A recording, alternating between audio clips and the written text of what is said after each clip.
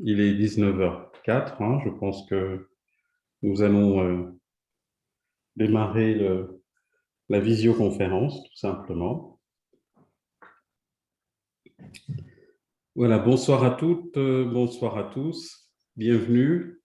Bonsoir, Monsieur Denoyel. On est très heureux de t'accueillir, Guy. Je vois que tu restes tout à fait agile sur les questions d'actualité. C'est un ancien chef d'établissement, c'est pour ça qu'on peut se saluer de cette manière-là.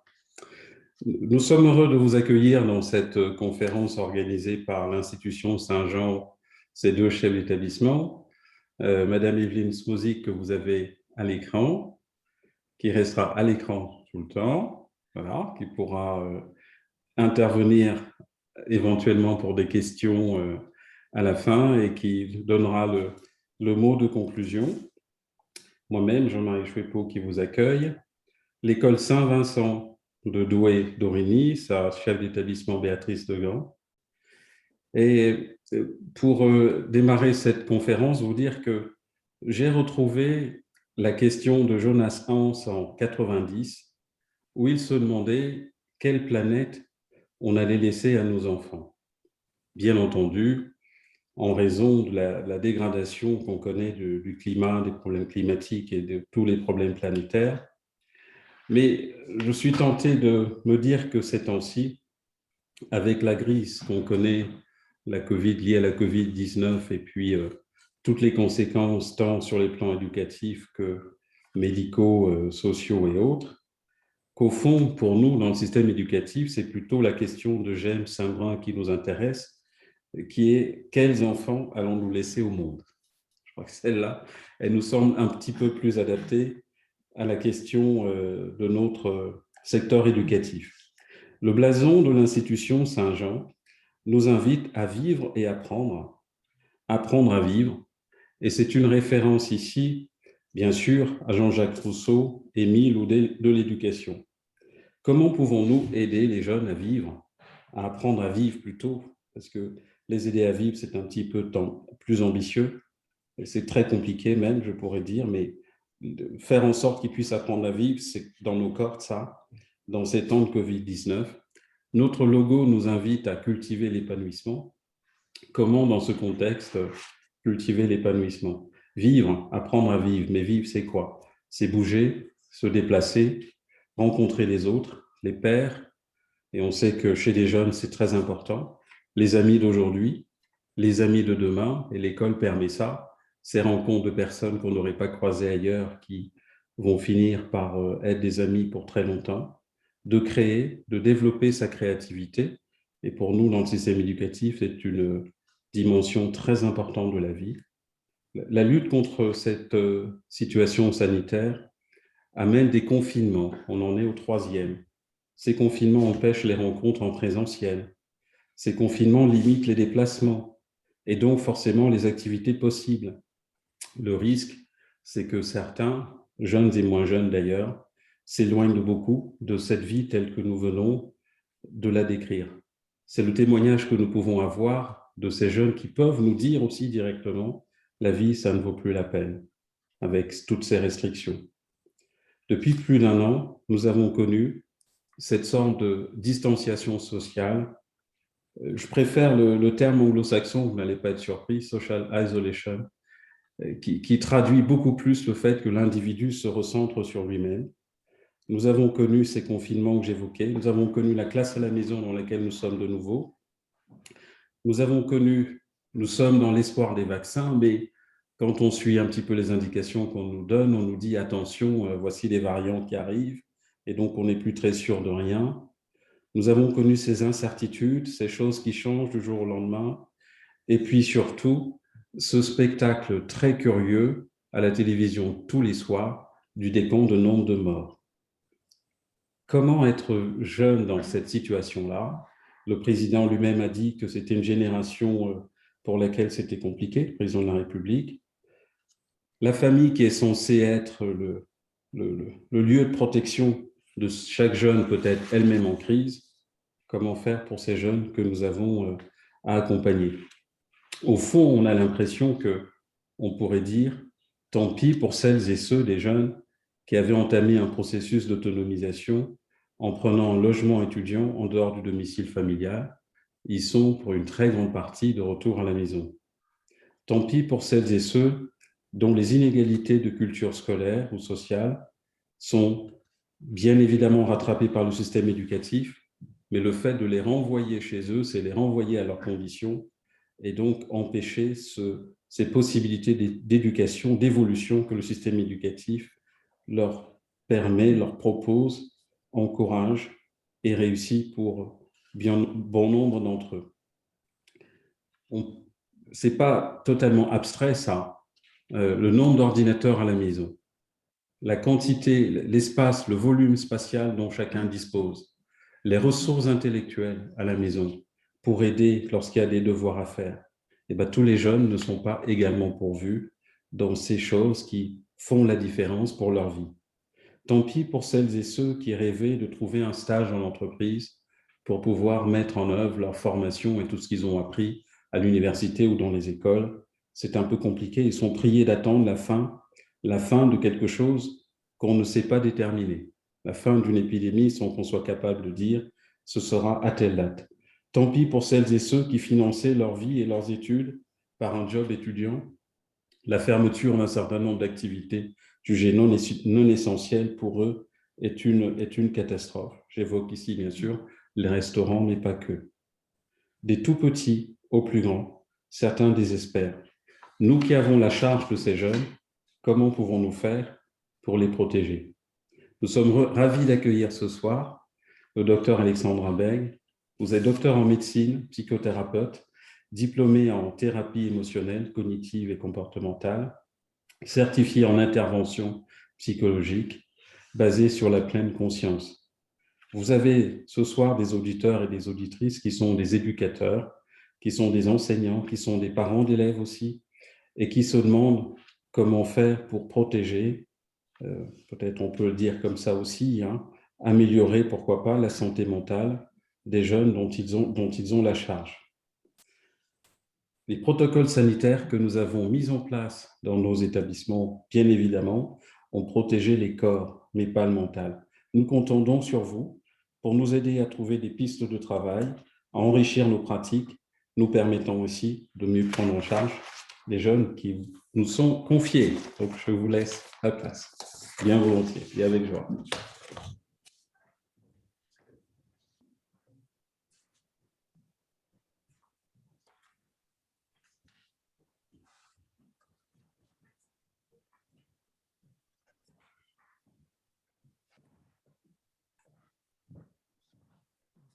Est-ce que Madame Smizik souhaite faire une intervention préalablement ou...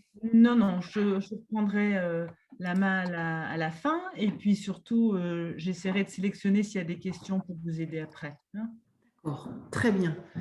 Eh bien, écoutez, je suis ravie de vous rencontrer un peu dans un contexte un tout petit peu particulier, effectivement, dans ce distanciel-là, mais j'espère pouvoir tenir votre attention pendant cette petite heure que nous allons passer ensemble.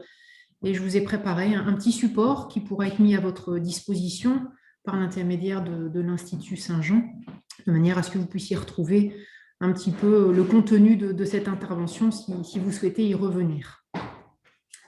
Donc, comment prendre soin de nos jeunes dans ce contexte tout particulier? Quelques notions, quelques outils pour essayer de se rendre les plus aidants possibles dans le contexte actuel. Alors, j'essaye de voir comment passer à la diapo suivante. Ah, ça y est, j'ai trouvé. Alors, quelques notions préalablement, peut-être pour échanger ensemble sur le stress et les émotions. Quand on vit le contexte sanitaire là, depuis un petit peu plus d'un an, effectivement, on est confronté à quelques inconforts au niveau émotionnel, quelques doutes, quelques incertitudes, à du stress. Donc, je voulais vous présenter un petit peu ce que c'est le stress, comment les émotions peuvent impacter ce vécu du contexte actuel, et puis comment peut-être identifier chez soi et chez ses proches ces manifestations anxieuses. Alors, le stress. Le stress, on en parle, tout le monde en parle, effectivement. C'est d'abord une réaction normale de tout organisme vivant face aux situations qui se présentent à nous, avec comme fonction de nous permettre de nous adapter aux situations. Cette réaction, elle est parfois excessive, elle est parfois pas très bien ajustée, et on peut voir apparaître des désordres importants dans le corps, dans la façon de penser, dans la façon d'agir également. Alors, il y a du stress normal, on vient de le voir, une réponse normale et utile de tout organisme qui nous permet de nous adapter à une situation nouvelle. Et puis, il y a un stress pathologique, un stress qui peut devenir un problème quand il s'accumule dans le temps. Et il crée alors progressivement une usure, une fatigue de l'organisme jusqu'à un épuisement. Alors, il est important de reconnaître chez soi et chez ses proches, chez ses enfants aussi, l'existence d'un stress à travers certains symptômes qui peuvent être le témoin de ce stress. Alors, avoir conscience du stress en tenant compte de certains signaux d'alerte, eh bien, ça nous permet d'agir, ça nous permet d'intervenir au plus tôt et ainsi limiter l'installation des conséquences négatives du stress. Parce que le stress qui dure, c'est un stress qui va effectivement conduire à plusieurs problématiques de santé possibles. Alors, vous verrez sur les diapos, j'ai souvent grand plaisir à y mettre un peu d'images, un peu de photos, des choses qui peut-être peuvent nous permettre de mémoriser un petit peu différemment et puis d'avoir un côté ludique. On peut parler de choses sérieuses et importantes et puis avoir aussi un petit peu d'humour sur cela. Donc, vous verrez, les diapositives amèneront régulièrement des petites propositions de ce genre. Quand on parle de stress, on parle du syndrome général d'adaptation. Parce qu'effectivement, notre organisme, il a pour objectif de garder un équilibre dynamique pour être le plus en capacité de s'adapter à des situations qui se présentent à nous. Et puis, ce syndrome d'adaptation se décrit en 3 phases. Une phase d'alarme, où on va permettre, grâce à cette alarme, de permettre à l'organisme de s'activer, de se préparer à faire face à la situation qui se présente à lui. Et puis vient la phase de résistance, où là, l'organisme va réagir. Il va réagir par le combat, il va réagir par la fuite, il peut réagir par la sidération parfois, pour faire face effectivement à ce qui peut être le stresseur. Et puis, si ça dure, eh bien, on arrive à la phase d'épuisement, où là, l'organisme montre son incapacité à récupérer, à s'adapter, et l'organisme s'effondre petit à petit avec l'apparition de signes physiques, l'apparition de signes psychologiques, une souffrance, jusqu'à l'épuisement. Alors, 2 facteurs importants qui me semblent à rappeler sur notre influence à la réponse au stress, c'est qu'effectivement, il y a 2 éléments importants. C'est la façon dont je vais percevoir mon environnement et puis la façon dont je vais percevoir mes capacités d'adaptation face à la situation. Alors, on verra que sur la façon dont je perçois mon environnement, on a ce fameux filtre qui est souvent en lien avec la charge émotionnelle qui est présente. Selon l'émotion présente, je ne vais pas voir les choses, vivre les choses de la même manière. On en parlera juste après. Et puis, il y a la façon dont je perçois mes capacités. Si effectivement, je n'ai pas confiance en moi, si je n'ai pas confiance en mes capacités, à mon pouvoir d'agir, eh bien, le stress va s'installer plus facilement. Si par contre, dans une même situation, je me sens capable, je me sens plus compétent, alors on va mieux réussir à faire face, on va s'adapter plus facilement et on va pouvoir ainsi limiter les effets négatifs du stress sur notre santé. Quand le stress est présent, il s'exprime sur 3 modes principaux, le corps, le comportement et la pensée. Le corps, c'est tout ce que je vais ressentir dans le corps, qui peut être source de douleurs abdominales, de céphalées, de problèmes digestifs, de problèmes cutanés. L'émotion aussi. Je peux avoir une tristesse, une colère, une agressivité, et on verra que chez beaucoup d'entre nous, sans être conscient du stress, on a parfois une charge émotionnelle, une tristesse, une colère, une agressivité qui s'invite à nous sans qu'on en comprenne véritablement la cause. Et puis le comportement, c'est ce que je vais faire. Effectivement, quand le stress est présent, je peux avoir des comportements inhabituels. Je peux me mettre à triturer mes cheveux, à ranger mes ongles. Je peux avoir des difficultés de concentration, d'attention, d'apprentissage. Je peux effectivement perdre l'appétit, avoir des difficultés de sommeil, entre autres. Et puis, il y a le 3e volet qui est ce que je vais me dire, la pensée, où je vais voir les choses avec un esprit différent. Je vais plutôt voir le côté négatif, avoir des pensées négatives sur moi ou sur le monde, parfois même des idées de mort. Parfois, je vais responsabiliser les autres et le monde de mes ennuis, de mes difficultés. Donc, c'est intéressant d'identifier que le stress, l'inconfort, va avoir ses manifestations sur ces trois champs-là. Les émotions dans tout ça, eh bien, les émotions, elles interviennent à toutes les étapes de la gestion du stress. On l'a vu dans l'évaluation. Effectivement, si je suis joyeux, si je suis triste, si je suis en colère, je ne vais pas vivre la situation de la même manière. Sur la réponse à notre organisme face au stress, ça va générer une charge émotionnelle également, et puis la façon dont je vais apprécier les éventuelles conséquences de la situation.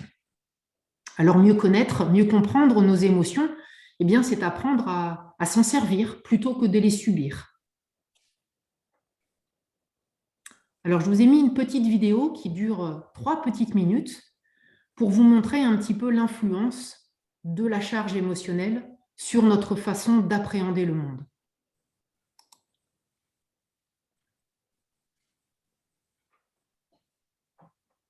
Elle se décompose en 2 parties, donc je ferai une petite pause entre les 2 parties.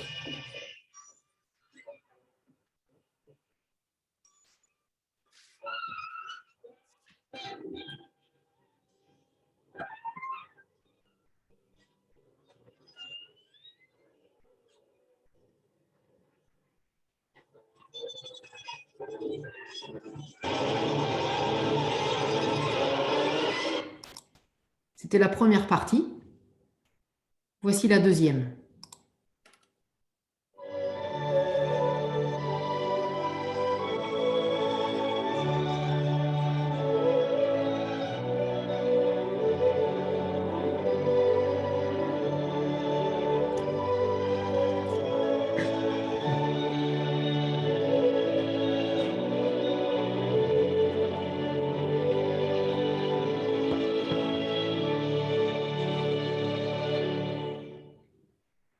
Alors, cette petite vidéo, elle est là pour nous faire prendre conscience que, effectivement, selon la charge émotionnelle présente, qui est ici mise en scène par la musique, eh bien, effectivement, mon vécu, ma perception des choses, ma perception de moi-même, ma perception des autres, ma perception du monde peut être extrêmement différente. Et d'avoir conscience qu'effectivement, cette influence-là existe, c'est une façon aussi parfois de relativiser un peu les choses. C'est une façon aussi de considérer les choses différemment et puis peut-être d'apprendre à cohabiter un peu aussi différemment avec mes émotions pour pouvoir m'offrir une perception des choses différentes, plus confortable. Alors les émotions, elles font partie de la vie, elles sont présentes chez chacun d'entre nous, elles nous accompagnent dès notre enfance, elles colorent, elles animent nos journées et on n'en comprend pas toujours la raison et le sens. Alors quelques petites notions sur les émotions, vous dire que c'est une réaction physiologique qui est involontaire. Elle est toujours limitée dans le temps. C'est important de se le rappeler parce que parfois on a le sentiment qu'une tristesse, une colère, un stress, une anxiété, c'est quelque chose qui va durer, durer et durer, ne jamais s'arrêter. Non, toute émotion, elle a un moment, elle monte et puis elle s'apaise. Elle s'exprime par le corps, elle agite un petit peu notre tête et puis elle nous prépare à agir. Mieux connaître, mieux comprendre les émotions, c'est aussi découvrir qu'elles sont toujours utiles, qu'elles soient agréables ou non. Donc c'est intéressant d'être au contact de ces émotions, de mieux les comprendre pour pouvoir cohabiter avec elles en bonne intelligence. Les émotions, elles nous aident aussi à identifier nos besoins fondamentaux comme nos besoins physiques, nos besoins de sécurité, nos besoins de sociabilisation, nos besoins d'estime de soi, de confiance en soi, d'accomplissement, d'épanouissement personnel. Et donc effectivement, quand on a des besoins, on peut considérer que quand je ressens une émotion qui est plutôt agréable, c'est que mes besoins sont certainement satisfaits ou certains d'entre eux trouvent satisfaction. Et puis quand j'ai une émotion inconfortable, désagréable qui s'invite à moi, effectivement, peut-être qu'un besoin n'est pas satisfait. Il peut être important pour moi de m'y arrêter un petit peu et de rester au contact de cette émotion. Pour apprendre à gérer les émotions, eh bien, effectivement, il est important d'apprendre à les accueillir, de ne pas en avoir peur, de ne pas les craindre, d'accueillir l'émotion, d'apprendre à la nommer, à la reconnaître, et puis après de chercher à comprendre son message, son utilité, apprendre à la partager, et puis à l'utiliser pour pouvoir effectivement avancer plus sereinement dans nos chemins de vie. Je vous ai mis un petit questionnaire, on ne va pas le partager ensemble dans sa globalité, mais ce sont des petites questions qu'on peut poser à nos jeunes pour essayer d'identifier peut-être ce qui peut être un stress débutant chez eux. Si quelques questions s'avèrent effectivement positives, eh bien, à ce moment-là, ça peut inviter à explorer un petit peu plus profondément l'inconfort qui est présent chez le jeune. Alors, les causes fréquentes de stress chez le jeune, indépendamment de notre contexte actuel, sont des sources de stress diverses et variées. Je vous en ai mis quelques-unes là, comme l'exigence scolaire, évidemment, ou sportive, selon les secteurs d'orientation, avec souvent un stress de performance, un stress de compétition. La participation parfois à beaucoup d'activités, peut-être trop, des conflits avec les amis, avec la famille, avec des solitudes, parfois des sentiments de rejet, d'abandon, un sentiment d'insécurité, d'instabilité qui peut être source de stress. Et je vous ai mis en gras dans cette présentation ce qui peut être, dans le contexte tout particulier que nous traversons depuis un an, est présent de manière peut-être un peu plus importante encore auprès de nos jeunes. L'imprévisibilité, la nouveauté, cette Covid-19, on nous en parle depuis un peu plus d'un an maintenant avec encore beaucoup d'incertitudes.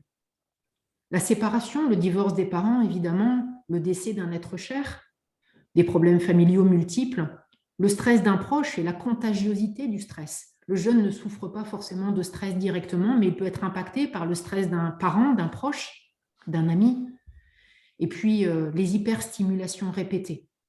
Le cumul des outils technologiques est aussi une source de stress potentiel. On le voit à la faveur des réseaux sociaux, qui sont des outils importants dans la vie de nos jeunes aujourd'hui, mais qui peuvent, et notamment dans le contexte actuel, générer aussi beaucoup de stress.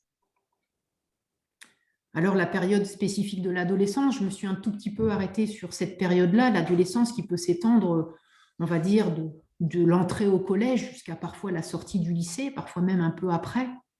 Effectivement, c'est une période toute particulière qui aussi génère une certaine forme de vulnérabilité, avec des changements physiques, évidemment, des changements psychologiques qui sont importants, avec une phase de prise de conscience de soi, avec une phase où le jeune va s'affirmer face aux enseignants, face à ses parents, face aux éducateurs, une phase aussi d'insertion, effectivement, avec une identification petit à petit à l'adulte, avec moins d'idéalisation de l'adulte.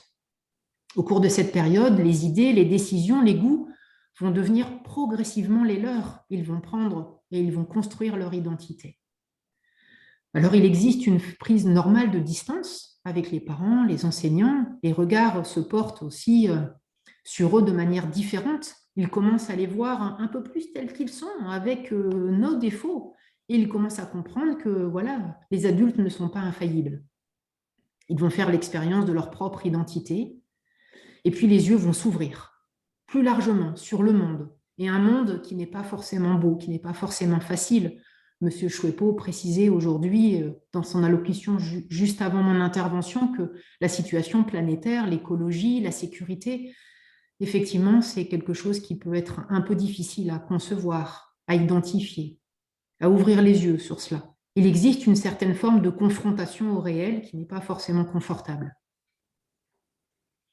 Et puis, il y a le contexte scolaire, évidemment, la pression scolaire qui est là, l'exigence de réussite que les adultes mettent sur les élèves et que les élèves se mettent aussi tout seuls, avec parfois une certaine pression d'un perfectionnisme.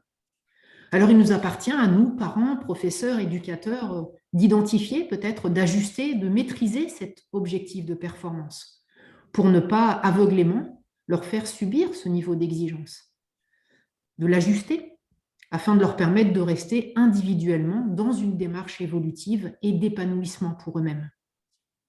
Et puis, il y a le contexte sanitaire inédit.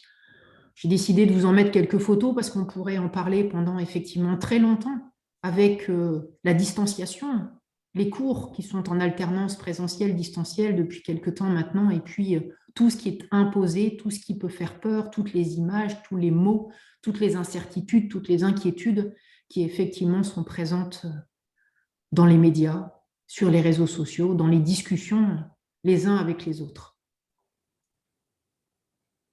Alors, on a, nous déjà, à notre niveau, peut-être quelques rôles pour essayer de les aider à être un petit peu plus confortables dans cette situation. Il s'agit peut-être de notre mieux de montrer l'exemple, déjà à notre niveau, dans notre gestion du stress, dans la gestion de nos émotions, de se rendre disponible de notre mieux pour communiquer, être attentif, écouter, observer, être à l'écoute de ce qu'ils peuvent exprimer, peut-être limiter la pression parfois inutile, valoriser encore un peu plus les efforts, peut-être dans cette période actuelle. Mettre un cadre, c'est important, en recherchant un équilibre peut-être entre la sécurité, la régularité, l'autonomie, la liberté, un cadre qui n'est pas toujours facile à poser. Agir sur les causes du stress quand elles sont identifiées et quand ça nous est possible de le faire, chacun à notre niveau. Déconstruire la quête illusoire de perfection que parfois certains jeunes s'imposent avec beaucoup de souffrance à la clé. Et puis rester positif, rester souriant, parce que c'est important de rester confiant en soi, confiance au collectif. Alors évidemment, tout ce qui va suivre dans les recommandations, les conseils, les avis, les choses que je peux vous amener en termes de posture, elles concernent autant nos jeunes que nous-mêmes.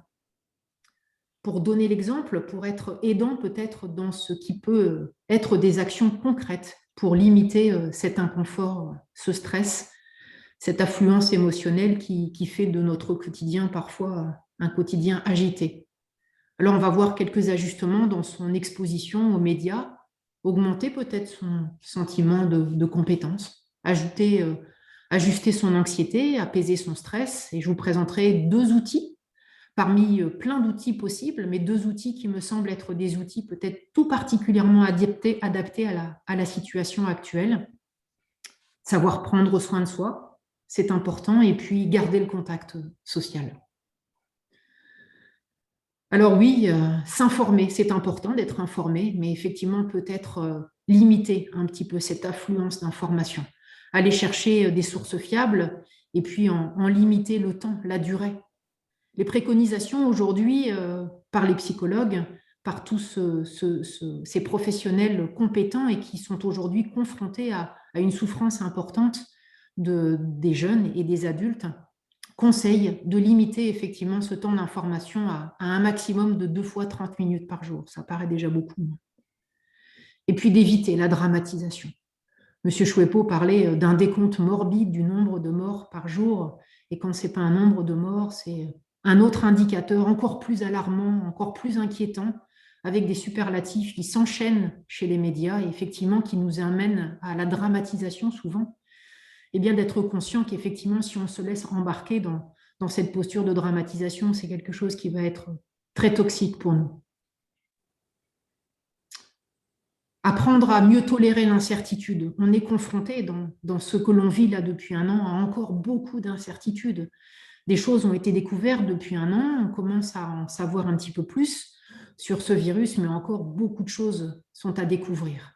Alors, je me suis permise de vous mettre une petite fiche. C'est un psychiatre qui propose des petites synthèses. Je vous en ai mis un exemplaire. Elles sont accessibles librement sur Internet.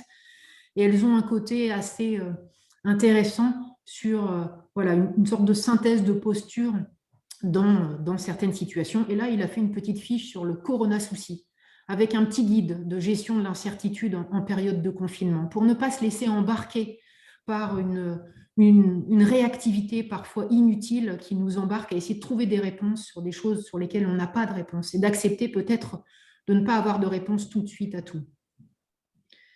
Respecter bien sûr les consignes efficaces, les consignes de port du masque, de lavage des mains, de distanciation sociale, évidemment pour se préserver et puis nous préserver tous.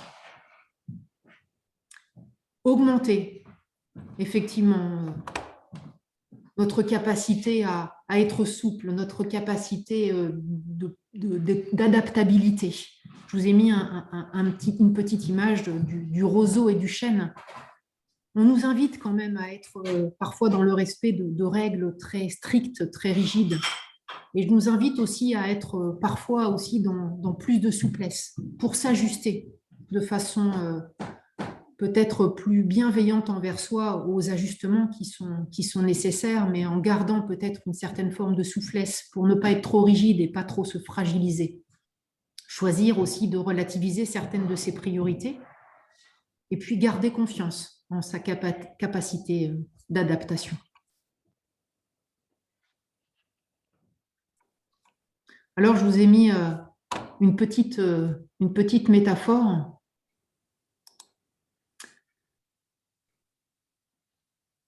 L'idée étant de synthétiser un petit peu peut-être ce qui pourrait être notre posture aujourd'hui face à la situation.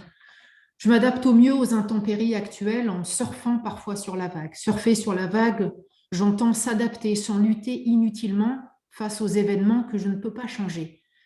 Notre situation actuelle nous amène effectivement à devoir nous adapter à des choses sur lesquelles on n'a pas de pouvoir d'agir. Et peut-être de ne pas dépenser inutilement de l'énergie sur des choses sur lesquelles effectivement nous n'avons pas pouvoir d'agir.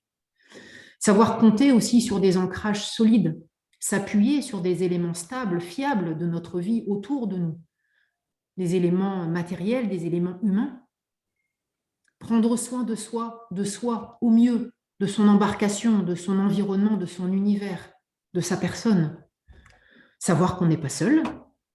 Et puis, rester acteur, bien sûr. Rester acteur en maintenant le cap, un cap tout personnel que l'on sait être juste pour soi. Alors, élément complémentaire d'ajustement de notre anxiété et d'apaisement de notre stress, l'idée est d'accepter de notre mieux la période actuelle, en évitant une dépense d'énergie importante, on vient de le dire, et peut-être inutile, et souvent inutile en luttant contre les choses que nous ne pouvons pas changer. Et peut-être de garder notre énergie disponible pour agir sur les choses sur lesquelles j'ai un pouvoir d'agir.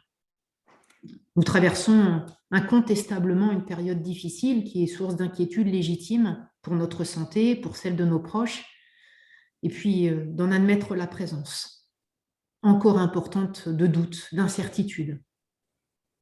Rester bienveillant envers soi. Et puis peut-être découvrir certaines pratiques psychocorporelles simples qui peuvent nous aider à faire diminuer notre niveau de stress, nous aider à mieux nous adapter aux situations qui nous sont imposées ces derniers temps. Alors, je me propose de vous faire découvrir, ou pour certains, ou peut-être redécouvrir pour d'autres, 2 pratiques.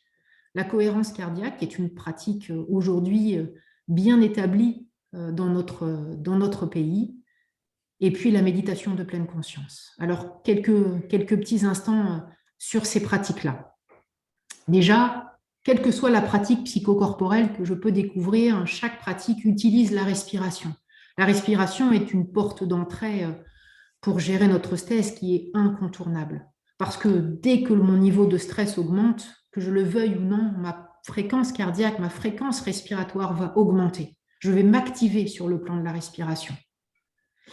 Eh bien, apprendre à contrôler sa respiration, à prendre conscience de sa respiration, à l'ajuster, c'est très utile pour gérer, pour ajuster ma réponse physiologique.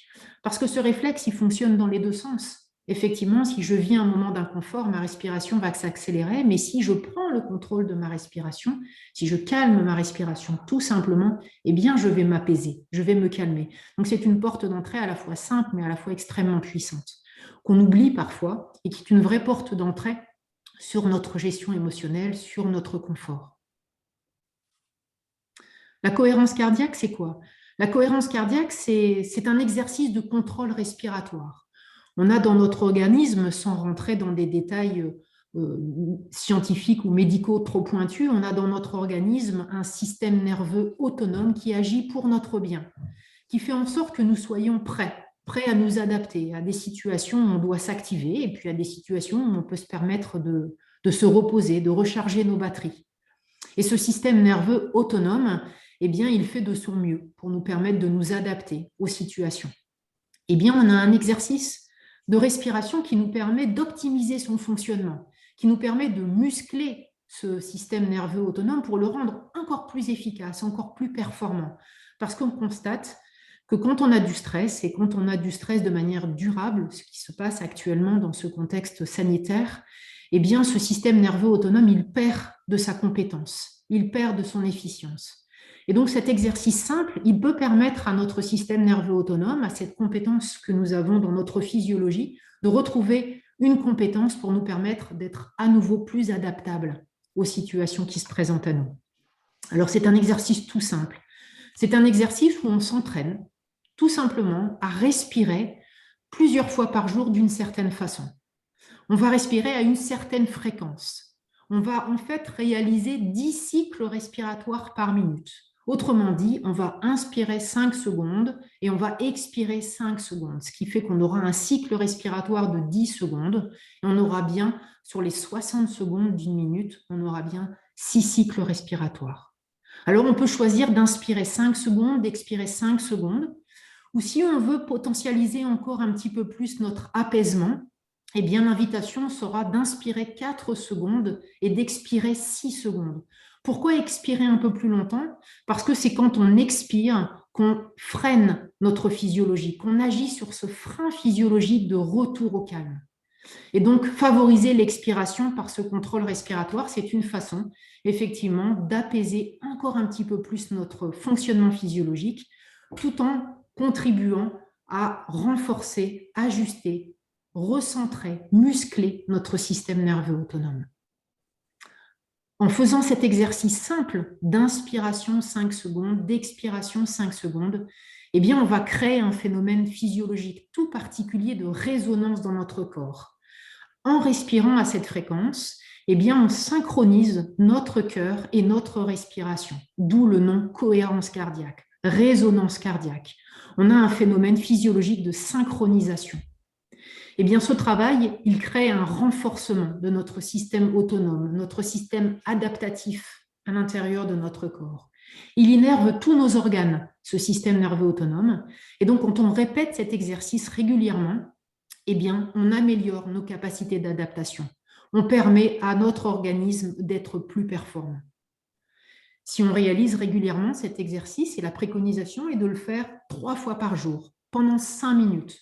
Une fois le matin, une fois le midi, une fois le soir.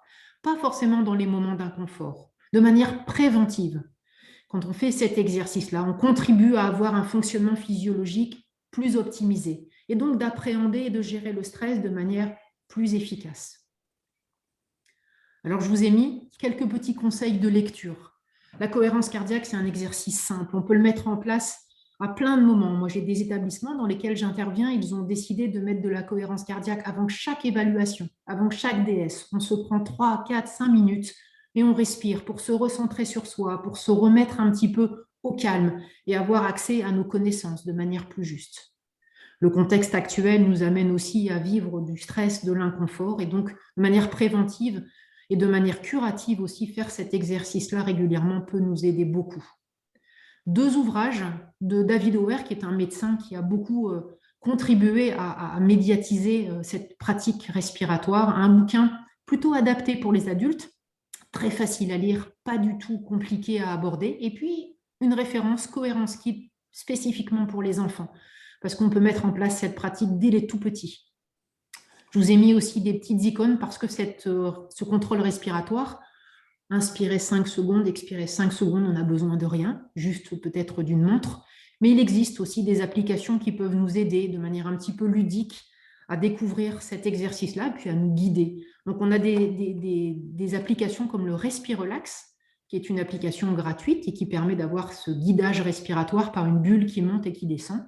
Et puis, on a des applications qui sont parfois un peu ludiques, avec des environnements en vidéo, qui vont amener une interface avec le déroulement du scénario. C'est-à-dire, par exemple, sur l'une d'entre elles, quand vous êtes dans cet état de synchronisation, on va avoir une évolution de la vidéo avec, par exemple, des animaux qui vont venir se rapprocher de la mare, donc dans la proposition Safari, qui vont s'approcher de la mare quand vous êtes dans cet état de cohérence et qui, effectivement, vont s'éloigner de la mare quand vous ne l'êtes pas. Alors, comment le sait-on? Eh bien, il existe des petits capteurs qui permettent de montrer, d'objectiver cet état de résonance cardiaque que je vous ai brièvement présenté.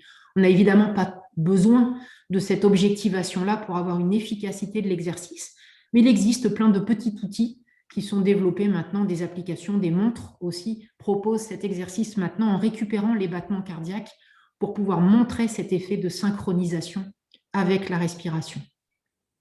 Voilà pour ce premier outil. Le deuxième outil, la méditation de pleine conscience. La méditation de pleine conscience, c'est un outil à la fois très simple dans sa présentation et qui parfois fait un peu peur, où on a des idées parfois un peu erronées de ce qu'est la méditation. La méditation, c'est une pratique simple. L'idée est simplement de se rendre disponible à ce que l'on vit ici et maintenant. dans une curiosité, dans une bienveillance de ce qui s'invite à nous, en essayant d'être le moins possible dans le jugement et dans l'attente. C'est se rendre disponible, présent, de façon consciente, avec une présence éveillée à ce qui se passe, avec une attitude d'ouverture envers soi, envers le monde. La méditation de pleine conscience est une pratique qui peut avoir plusieurs objectifs. Ça peut être quelques minutes que je m'accorde dans la journée pour me recentrer, pour m'apaiser. C'est une façon aussi parfois de nous familiariser avec ce qui se passe à l'intérieur de nous, pour ne pas craindre, ne pas fuir une émotion par exemple, mais peut-être être au contact de celle-ci. Ça peut être aussi une façon de gérer différemment ce qui nous arrive, en étant peut-être un peu plus conscient de ces mécanismes d'interprétation, d'anticipation, de rumination, de dramatisation, pour essayer de ne pas se faire happer par ces mécanismes de notre tête. Améliorer notre concentration, notre attention, rester pleinement présent à ce que nous vivons. Alors en s'entraînant à être présent à ce qui se passe, eh bien effectivement on devient plus libre, on est moins dans des automatismes de réaction. On quitte le mode du faire, qui est souvent très automatique, pour être dans le mode de l'être, qui devient conscient et davantage choisi. Alors la méditation de pleine conscience, c'est tout simplement prendre conscience de notre vagabondage de l'esprit. Notre esprit produit des pensées tout le temps. Et l'idée n'est pas de ne penser à rien. L'idée, c'est d'être conscient de cette distraction de notre esprit, mais tout simplement de faire le choix de se recentrer sur ce que l'on considère comme étant important pour nous ici et maintenant. Entraîner aussi notre cerveau peut-être à ne faire qu'une seule chose à la fois. Le multitâche, c'est parfois quelque chose qui crée beaucoup de désordre, alors on peut avoir des temps de multitâche, mais aussi se recentrer à des actions uniques peut être source de ressourcement, d'apaisement, recharger ses batteries. Méditer, c'est aussi s'entraîner à arrêter d'évaluer, de comparer, d'analyser, de critiquer, de juger. Ce sont des activités importantes. Notre cerveau passe beaucoup de temps dans ces activités-là, mais de temps en temps. Une alternative est possible pour pouvoir changer de rythme, pour pouvoir découvrir autre chose et se rendre beaucoup plus disponible et peut-être plus serein à ce que nous vivons. Alors la méditation, c'est une pratique, c'est un entraînement qui permet de prendre davantage conscience de soi, de son entourage, de ses émotions, de ses sensations, de ses pensées, au service d'un plus grand bien-être physique, psychologique. Une nouvelle manière d'être, de gérer ses pensées, de percevoir le monde. La méditation, c'est une pratique tout simple qui nous aide à devenir de plus en plus nous-mêmes.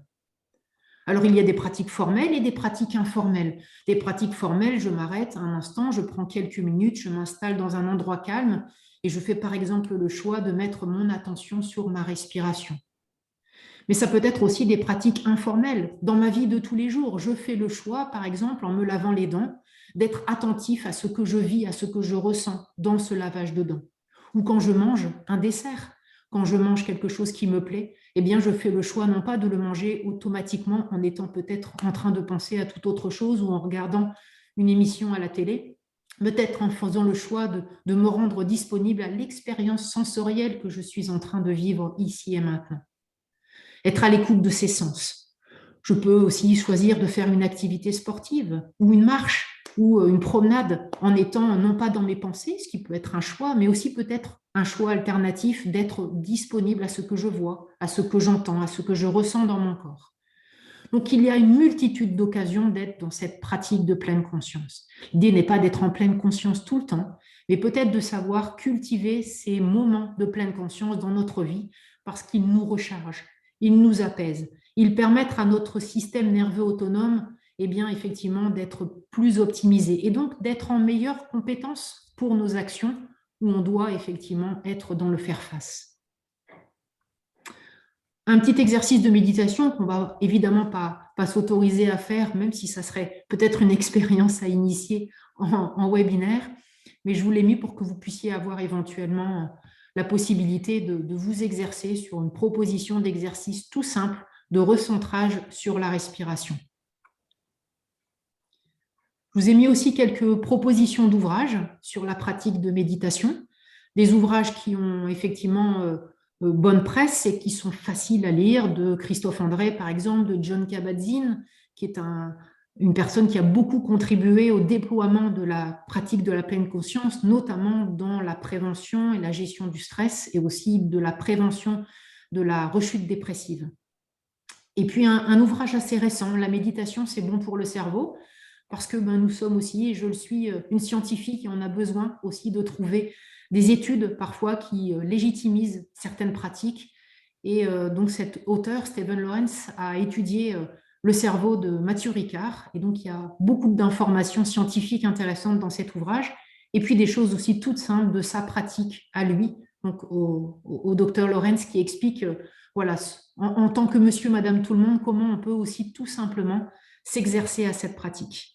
Et puis des ouvrages peut-être plus spécifiques pour notre jeune public, calme et attentif comme une grenouille, parce que la pratique méditative, c'est une pratique aussi qui peut s'initier très tôt chez l'enfant, à partir de 4 ans, 5 ans, sur des petits exercices de quelques minutes, où on va effectivement leur donner cette compétence-là dès le plus jeune âge, et bien effectivement pour leur permettre, en grandissant, de garder cette compétence-là et de pouvoir la mobiliser quand ils en ont besoin. Quelques outils. La méditation de pleine conscience aussi peut être découvrir à travers des outils, des petites applications, Namatata, Petit Bambou, qui sont des applications de propositions d'exercices de méditation sur des centrations avec des objectifs qui peuvent être différents. Et puis des petits outils. Alors moi j'ai un petit coup de cœur pour l'outil Morphée, qui est le petit boîtier en bois, qui présente dans un côté volontairement rétro, déconnecté, des petites propositions d'exercices tout simples. Il existe aussi un format pour les enfants très ludique, où ils choisissent en fait un environnement, un animal, et puis il y a une proposition d'exercice qui peut leur être proposée. Ils sont autonomes pour le mettre en route dans leur chambre, sans avoir besoin d'outils connectés, dans le respect de ce qui peut être des mesures préventives aussi de ces ondes sur les outils connectés. Et oui, vivre aussi et partager la pensée positive. Je pense que c'est important de se le rappeler aussi, d'être dans cette idée, voilà, de cultiver cette posture d'optimisme et de la partager de notre mieux autour de nous. Une petite phrase sur le prendre soin de soi. Oui, faire des choses et s'autoriser dans ce contexte actuel à faire des choses qui nous font du bien. Des activités simples, des activités qui nous amènent, qui nous apportent du plaisir. Peut-être réapprendre dans le contexte actuel à se redéfinir des critères de bonne journée, avec des petits moments simples du quotidien. Garder des routines. C'est important de garder des routines de vie, et je sais que pour certains des jeunes qui sont peut-être présents ce soir ou dont les parents sont présents ce soir, ont du mal à garder ces routines-là. Et l'invitation, c'est de garder ces routines-là pour se mettre dans un cadre de vie qui va nous maintenir effectivement de manière dynamique. Continuer à se laver, s'habiller, manger, faire de l'activité physique régulièrement, garder un rythme veille-sommeil qui soit effectivement adapté. Apprendre, développer de nouvelles compétences. C'est peut-être l'occasion, effectivement, dans le contexte actuel où on est privé de beaucoup de choses, eh bien, de découvrir des compétences, de s'enrichir de compétences nouvelles. Mettre l'accent sur les soft skills, c'est peut-être une occasion voilà, d'enrichir cela également, et puis de limiter évidemment autant que possible sa consommation en alcool, en café, cigarette ou autre. Alors oui, se fixer des petits objectifs, ça c'est un élément important, parce qu'effectivement, on se sent parfois un peu perdu, on a du mal à garder le cap. Eh bien, se fixer des petits objectifs tous les jours, simples, pas ambitieux, réalisables, atteignables, réalistes, qui sont mesurables et sur lesquels effectivement on peut avancer et garder confiance en soi sur notre capacité à avancer, à progresser avec soi. Oui, des nouvelles compétences dans l'activité sportive, dans la musique, la visite de musées, beaucoup de choses ont été faites pour garder un lien avec la culture, apprendre une langue, pourquoi pas, complémentaire à celle que nous apprenons déjà, lire davantage, apprendre à dessiner ou à écrire, ou plein d'autres choses sont possibles. Et ça, je pense que c'est peut-être une opportunité qui nous est donnée aussi de nous enrichir de nouvelles compétences. Alors, quelques petits mots sur les soft skills pour ceux qui peut-être ne connaissent pas. En fait, littéralement, ce sont les compétences douces en opposition effectivement aux hard skills, qui sont les compétences concrètes, quantifiables, qu'on aime bien en France. celles qui sont reconnues par un diplôme, par un certificat, une compétence objectivable, directement, démontrable, concrète. Mais les soft skills, combien c'est important, celles qui rassemblent en fait les compétences informelles, du savoir-être. Effectivement, peut-être que c'est l'occasion, dans la période que nous traversons, de mettre un petit peu l'accent sur ces compétences-là, qui traduisent en fait un comportement de l'individu dans son adaptabilité, sa capacité à s'organiser, à gérer son temps, à mieux communiquer, à travailler en équipe. Ce sont des compétences qui ne sont pas des traits de personnalité, et ces capacités, elles ne sont pas innées. Et donc, on considère qu'il est possible de les développer, de les cultiver, de les enseigner. Et effectivement, ces compétences-là, dans le milieu scolaire, elles existent depuis longtemps, effectivement, et l'éducation nationale a favorisé cela. Et donc, je vois, moi, dans les établissements dans lesquels je peux intervenir, que c'est peut-être l'occasion de mettre un petit peu plus aussi l'accent sur ces compétences-là. Effectivement, amener les jeunes à enrichir leur esprit critique, leur expression personnelle, l'écoute d'autrui, d'apprendre aussi des outils, des techniques pour apprendre la gestion du temps, la coopération en groupe. Ce sont des processus qui peuvent prendre un petit peu de temps, et l'invitation est peut-être de les inscrire dans ces moments de vie où on est limité par ailleurs sur des activités qui étaient des activités ressources pour nous jusqu'à présent. Et puis le dernier volet, en quelques diapos, garder le contact social. Évidemment, on est éloigné de nos amis, de nos proches, de nos familles, de nos enseignants. Eh bien, l'idée, c'est de maintenir autant que possible ce lien social avec nos proches, par tous les moyens possibles. Les téléphones, la visio, et là, tout le potentiel aussi de ces outils technologiques est important pour maintenir le lien avec des grands-parents, pour maintenir le lien avec des amis qui sont parfois un peu loin, avec des enseignants, pour le maintien des cours. Ô combien c'est important. Veiller à bien s'entourer, privilégier des personnes avec lesquelles on se sent bien. Et je pense qu'effectivement, c'est important de privilégier ce contact avec les gens avec lesquels je ressens intuitivement de l'apaisement, de la sérénité, de la bienveillance. Ne pas hésiter à demander de l'aide si on en ressent le besoin. Je vois, moi, dans mon activité tous les jours que cette demande d'aide, elle est parfois difficile à formuler. Parfois parce que je ne la conscientise pas. Parfois parce que je ne m'autorise pas à la demander. Et je pense que c'est à notre rôle aussi peut-être de devancer cela parfois quand on perçoit, ce qu'on a vu un petit peu au début de l'intervention, des indicateurs, des symptômes de ce qui peut être de l'inconfort, du stress, pour être effectivement dans cette anticipation des choses et d'amener les jeunes à s'autoriser cette démarche. Développer chacun à son niveau l'entraide et la solidarité. Peut-être aussi un des effets de cette crise sanitaire, c'est peut-être d'amener justement ces élans importants de partage, de solidarité. Et puis, sans nier la réalité, sans effectivement s'en cacher, sans l'éviter, eh bien, c'est aussi choisir de penser à l'avenir avec des pensées positives et de garder cette confiance en l'avenir en partageant et en ayant confiance en nos ressources individuelles et en nos ressources collectives. Alors, la solidarité, eh bien oui, encore quelques images pour essayer peut-être d'inscrire un petit peu ça dans nos esprits un petit peu plus longtemps, c'est semble-t-il important pour moi. Oui, partager le bonheur, semer le quotidien, autant que nous le pouvons, tant pour nous-mêmes que pour nos proches. Alors, je vous ai mis une petite proposition avec des petits post-it de couleur dans un petit bocal. Et oui, on peut s'amuser en famille, effectivement, à mettre des petits moments de bonheur que l'on a envie de partager sur des choses positives que l'on a eues dans la journée, ou un petit cadeau par un petit mot gentil que l'on veut faire partager à un de ses proches. Des choses toutes simples. Voilà. J'espère avoir tenu à peu près les 45 minutes qui m'étaient accordées pour ce soir. Je vous remercie grandement de votre attention.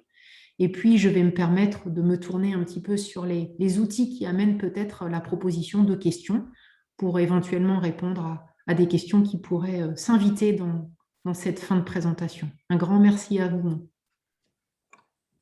Merci. Poser des questions. Donc, vous pouvez poser des questions effectivement sur l'icône questions et réponses, sur l'icône discussion, dont moi je prends connaissance voilà. Et je me permets à ce moment-là de tenter de vous y répondre au mieux. Et Vince Musique a quelque chose à dire. Alors, je vais quitter du coup le diaporama si j'arrive. Oui, voilà. Parce que là, effectivement, je ne vous vois pas. Alors, j'essaye d'amener là-dessus. Hop. Voilà. Voilà. Parfait. Je vous retrouve. Un grand merci pour votre intervention, très concrète, parce que je pense que les personnes qui se sont inscrites attendaient cela, du concret, et puis et aussi de l'expertise de par votre formation et de par votre profession, bien évidemment. Vous parliez des petits moments de bonheur, juste c'est la dernière diapo, et c'est vrai que c'est un grand merci pour ce petit moment de partage. Merci à vous. Voilà, donc n'hésitez pas, hein, nos participants, nous sommes 65. Si vous avez des questions, Madame Beg est là pour y répondre. Et puis sinon, après, moi, j'avais juste listé rapidement les actions concrètes qui résonnent vraiment dans notre milieu scolaire et en milieu familial aussi. Bon, je reprendrai juste 5 minutes du temps de tout le monde pour voilà, qu'on soit bien d'accord sur vos actions concrètes et finalement facilement réalisables. Donc voilà. Alors, est-ce qu'il y a des questions? Alors, je vois une question, je ne sais pas si elle est faite sous un mode humoristique ou pas, où je vois pourquoi il faut limiter sa consommation de café, ce n'est pas nocif pour la santé.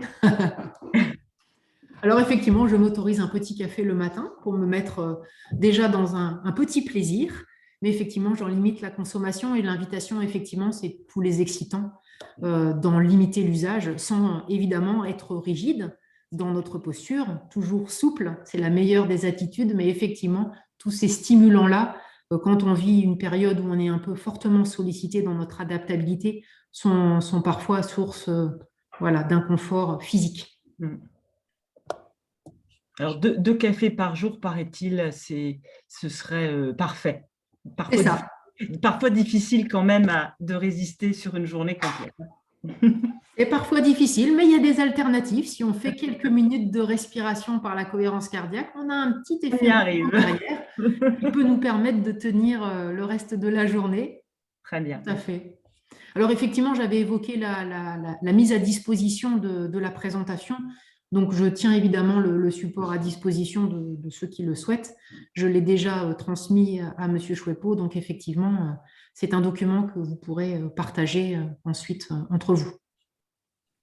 Alors, il faut savoir, vous parliez des pratiques corporelles, hein, psychocorporelles, hein, je pense que c'est comme ça que vous l'indiquez. Tout à fait. Donc, au niveau de l'école, de la maternelle jusqu'au CM2, il y a quelques années, nous nous étions formés à la méditation de pleine conscience pour justement pouvoir transmettre à nos petits, à nos élèves,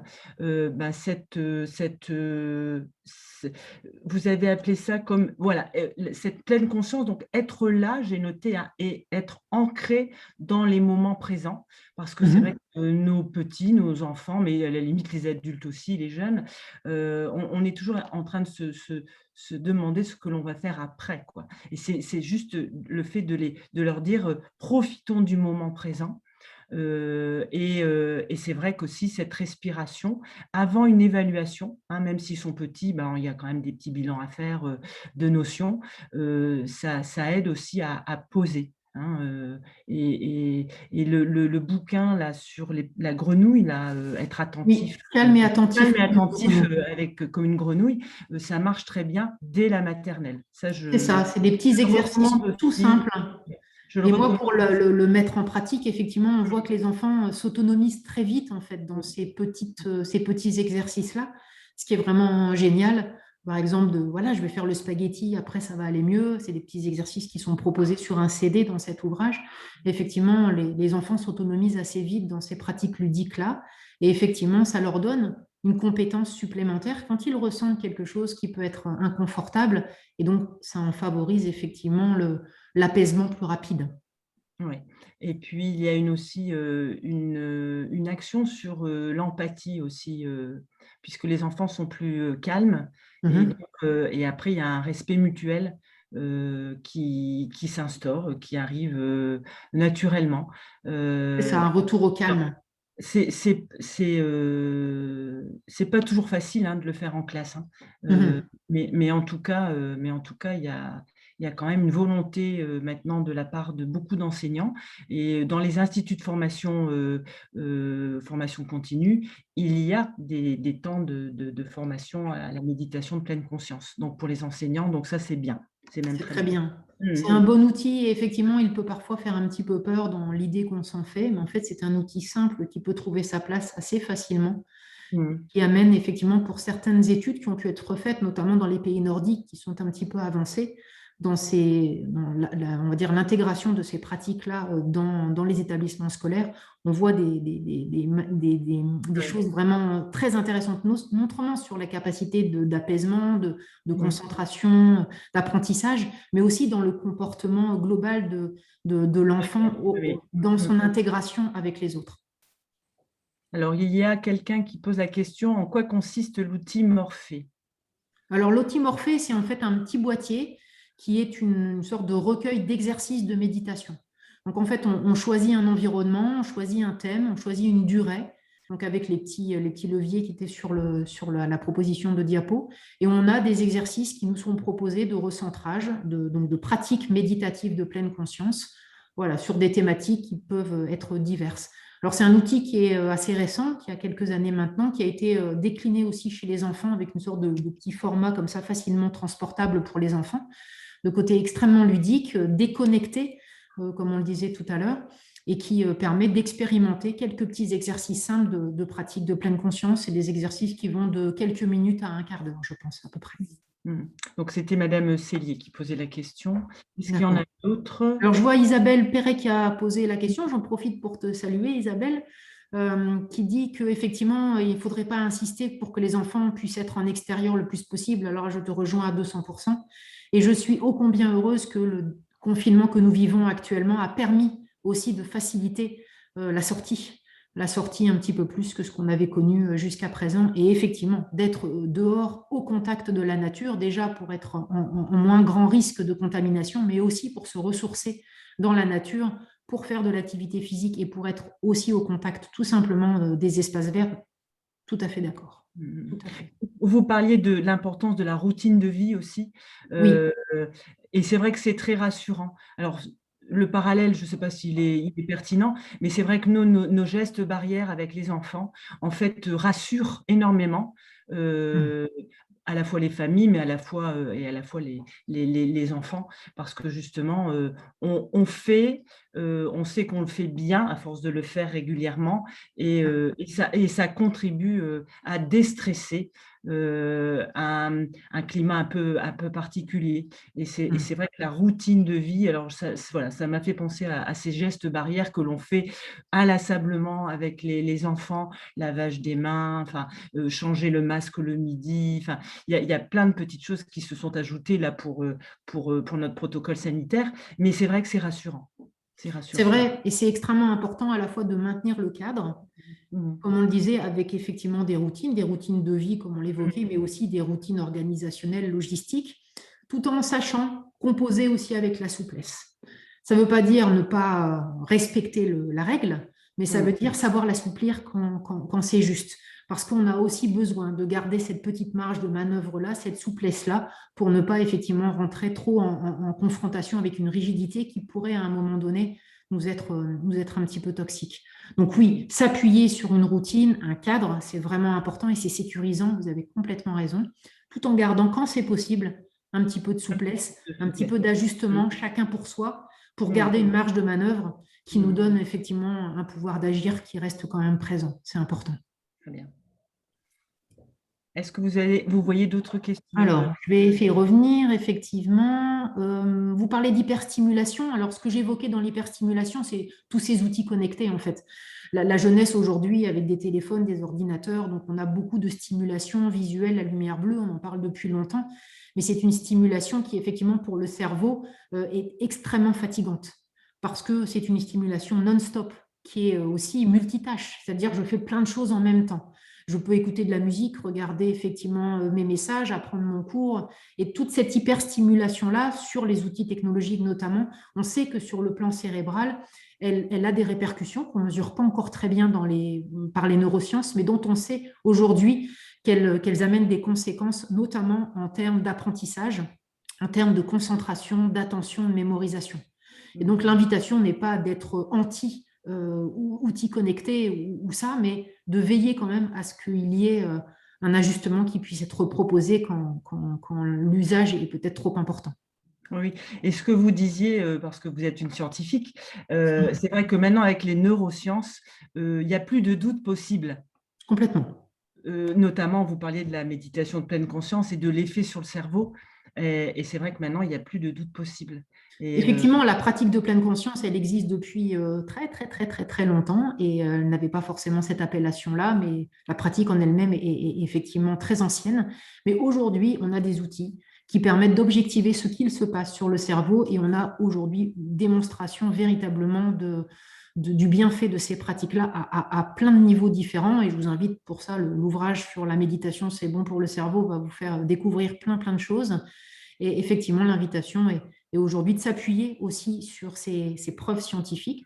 Moi, j'ai besoin de cela. Il y a des choses qu'on n'explique pas encore voilà, dans notre fonctionnement humain, mais il y a des choses sur lesquelles on a des arguments forts et c'est vrai qu'on s'appuie aussi sur ça pour légitimer certaines pratiques. Tout à fait. Très bien. Très, très bien.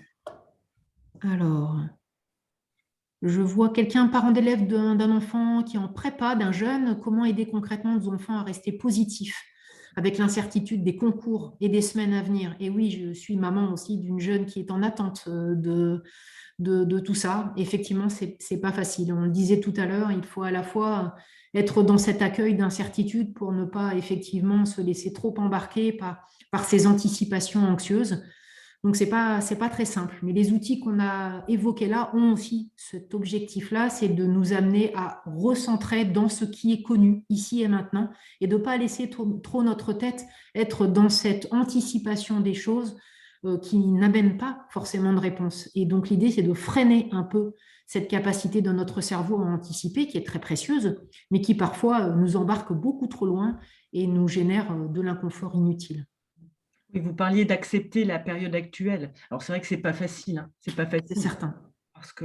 Mais c'est sûr qu'il y a des choses qu'on ne peut pas changer. Alors, l'idée, c'est de ne pas dépenser d'énergie inutilement sur des choses sur lesquelles je n'ai pas de pouvoir d'agir. Moi, j'ai beaucoup de gens qui s'épuisent, en fait, littéralement, physiquement, psychologiquement, à essayer de changer des choses sur lesquelles ils ne peuvent pas être acteurs. Et au détriment de choses sur lesquelles ils n'ont plus d'énergie à allouer parce qu'ils ont, effectivement, ils se sont épuisés à essayer de changer des choses sur lesquelles il n'était pas possible d'agir. Donc, l'invitation est effectivement non pas de renoncer, ce n'est pas une invitation à la passivité, hein, c'est vraiment un choix. Je fais le choix de me recentrer sur les choses sur lesquelles j'ai un pouvoir d'agir. Et je fais le choix, effectivement, de laisser ces choses-là sur lesquelles je ne peux pas être acteur, effectivement, et de les accepter au mieux. Mais il est vrai aussi que ça, c'est un apprentissage. Et là, on est dans une situation inédite et très nouvelle. Et on doit avoir des facultés d'adaptation monstres. Enfin, c'est lourd quand même pour tout le monde, d'ailleurs. Hein, pour tout le monde. C'est sûr. Alors, je vois dans les questions qui amènent que les parents et certains parents sont en attente de recommandations plus précises, plus spécifiques pour aider leurs jeunes à traverser cette période de doute, de concours, d'examen ou d'attente. C'est vrai que je conçois bien que c'est difficile. Alors, en 45 minutes, c'était compliqué de donner à la fois des outils concrets, le plus concret possible, et à la fois de mettre un peu le cadre d'une intervention. Donc, effectivement, l'invitation est en tout cas, me semble-t-il, de quitter un petit peu ce mode cognitif qui nous embarque beaucoup dans la rumination, dans l'anticipation, et vraiment de se recentrer sur le ici et maintenant. Parce que le vrai moment qui m'appartient, le vrai moment où je suis acteur, où j'ai un pouvoir d'agir, c'est ici et maintenant. Et donc, avec ce qui est, avec ce qui m'est imposé parfois, avec ce qui est présent, eh bien, d'essayer d'être en meilleure capacité d'acceptation et d'adaptation. Alors, il y a des outils, effectivement, et après, chaque cas peut amener des spécificités. C'est difficile là, de répondre à des questions aussi spécifiques. Très bien. Alors, je vois abonné à 10 heures, les séances de méditation de calme et attentif quand grenouilles sont disponibles. Oui, effectivement. Il y a aussi, je pense, d'autres applications hein, sur Amazon où ils font de plus en plus une disponibilité à ces pratiques méditatives. Tout à fait. Est-ce que les pratiques sportives peuvent participer à la méditation de pleine conscience? Oui, tout à fait. Je peux effectivement décider de faire un entraînement en étant le plus centré. D'ailleurs, les sportifs sont souvent en pleine conscience quand ils sont dans leur entraînement et dans leur pratique parce qu'ils sont véritablement dans l'expérience sensorielle. Ils le font déjà sans le savoir. Parfois, effectivement, on peut être un peu plus dans notre tête. Ça peut être un choix, ce n'est pas une mauvaise chose en soi. Mais là, l'invitation, c'est peut-être de s'autoriser une expérimentation dans l'expérience sensorielle. Quand je suis dans l'expérience sensorielle, je suis dans l'ici et maintenant. Quand je suis attentif à ce que je vois, ce que j'entends, ce que je ressens. Et donc, je quitte le mode anticipatoire, ruminatoire, interprétatif. Et ça, c'est intéressant de pouvoir surfer un peu entre ces deux modes-là. Le petit Morphée pour les enfants, oui, je le conseille aussi. Il est très bien. Il est très bien et ça amène les enfants à être effectivement dans une autonomie, notamment le soir quand ils peuvent avoir quelques petits moments d'inconfort. L'association l'éveil de l'olfaction avec un parfum agréable est une écharpe et la cohérence cardiaque en même temps peut aider les lycéens à améliorer la compétence. Oui, tout ce qui va être expérience sensorielle est à favoriser. Donc moi, je travaille beaucoup sur l'expérience olfactive avec des huiles essentielles notamment, où on peut amener effectivement un lien entre une odeur et un état émotionnel. Par exemple, une odeur et un apaisement, et une tranquillité, et une sérénité. Et donc, je travaille beaucoup avec les étudiants, à la fois sur l'outil cohérence cardiaque, associé effectivement à une odeur parfois ou à un objet. Donc, je peux effectivement ancrer cet état émotionnel d'apaisement ou de confiance en moi, par exemple, avec un outil, un objet ou avec une odeur. Ça marche effectivement très bien. Le jardinage peut-il avoir cet effet? Rester et apprécier le moment présent. Complètement.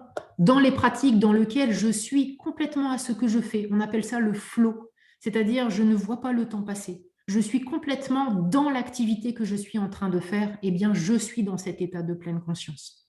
Je suis effectivement dans cette disponibilité-là. Donc, toutes les activités qui peuvent être centrées sur ça, ça soit du jardinage, du bricolage, du dessin, de la pratique artistique musicale, sont des pratiques qui peuvent être effectivement assimilées à de la pratique informelle méditative et qui effectivement sont très ressourçantes pour l'organisme.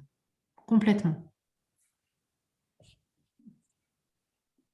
Au jardin, je ne vois pas le temps passer, nous dit-on. Eh bien oui, c'est effectivement cela. La notion du temps, on a effectivement une notion du temps qui est très différente quand on est dans une activité dans laquelle on est pleinement inscrit. Complètement. Très bien. Rappeler aux parents de s'appliquer à eux-mêmes les recommandations faites aux jeunes. J'ai commencé par ça, Isabelle, et je confirme à 200% qu'effectivement, dans cette notion d'exemplarité, il est essentiel évidemment que nous accordions effectivement cette bienveillance, cette attention, se prendre soin de soi pour nous-mêmes, pour effectivement le transmettre et le faire partager à nos enfants. C'est effectivement une pratique importante à rappeler. Avec la difficulté d'avoir toujours cette pensée positive, bien évidemment. Et oui, je sais que la tentation est forte et notamment en ce moment, quelle que soit la direction dans laquelle l'on regarde, effectivement, c'est plutôt sombre. Et il nous appartient, me semble-t-il, de garder ce côté positif. Ça ne veut pas dire qu'on est naïf, ça ne veut pas dire qu'on est effectivement insouciant, c'est juste qu'on fait le choix.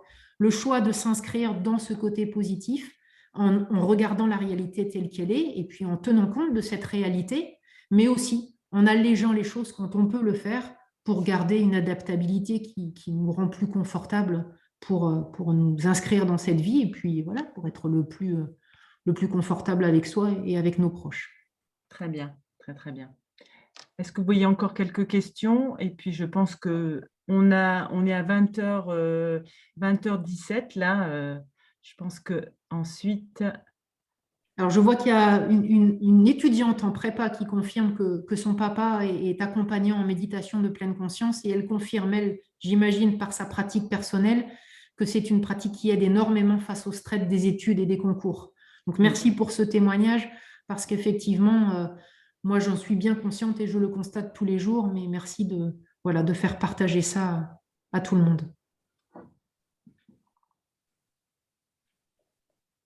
Bien, je pense qu'on va pouvoir vous libérer, madame, avec un merci à vous. Un grand merci. Remerciement. Ouais, ouais. Alors, il y a une phrase aussi que vous dites souvent, c'est ayons confiance dans nos ressources individuelles et collectives. Ben, je pense que ce soir, on a passé, comme je le disais, un très, très bon moment, un moment de partage. Et j'espère que grâce à tous vos conseils, vos actions concrètes, eh bien, nous avons aidé les parents d'élèves, les éducateurs que nous sommes à pouvoir vivre ces moments encore difficile, il est vrai. Puis une pensée toute particulière, c'est vrai, à nos jeunes qui préparent des concours, qui doivent trouver, comme disait Jean-Marie Chouepo, des stages dans des entreprises à l'étranger, etc. C'est compliqué. Et donc, voilà, on pense bien à eux et en espérant que vos conseils de recentrage d'ici et maintenant vont aider ces jeunes et nous aider aussi, nous, en tant qu'adultes. Hein. Très Un bien. grand merci à vous. Et puis, effectivement, je vous rejoins et j'apporte tout mon soutien à tous ces jeunes qui traversent une période qui n'est pas facile. J'en conviens bien, et de garder confiance en eux, confiance à l'individuel et au collectif. Très bien. Et merci à vous parce que c'est vrai que nous avons passé, j'ai pas vu le temps passer du tout et je crois que nos participants également, vous avez été d'une clarté cristalline, vraiment. Merci à vous. Non, non, Je suis franchement, touchée. c'était excellent. Un grand Félicitations. merci, un grand merci. C'était très plaisant pour moi d'être avec vous, même dans ce contexte un peu éloigné, mais néanmoins, j'ai ressenti plein de choses très positives. Je vous remercie vraiment beaucoup et je souhaite une très belle soirée à tout le monde. Bonne soirée à tous. Bonsoir.